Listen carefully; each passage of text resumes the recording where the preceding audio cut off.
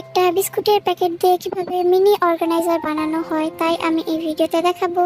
তো আজকে আমি ড্রাই কেক খাওয়ার সময় ভালো করে খেয়াল করে দেখলাম যে এটা দিয়ে আমি একটা মিনি অর্গানাইজার বানাতে পারি। তো আমি এটা সাদা কাগজ দিয়ে কভার করে নিলাম। এখন এটা সামনের অংশটাকে আমি কভার করে নিব। তারপর তারপর এটা ডাবল সাইডের ট্যাপ দিয়ে আমি এই অংশটার সাথে লাগিয়ে দিব। লাগানো শেষ হলে এটা সামনে যেটা দিয়ে টান দিয়ে আমি বের করতে পারবো, ওটাকে কি বলে, যাই হোক ওটা আমি বানিয়ে নিলাম।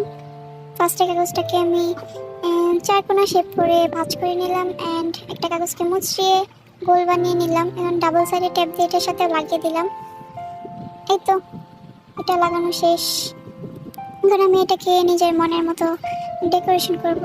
তোমরা চাইলে তোমাদের নিজের মনের মতো করে এখানে ড্রয়িং করতে পারো। আমি এটাকে বেছে নিলাম, সহজ লাগলো তাই।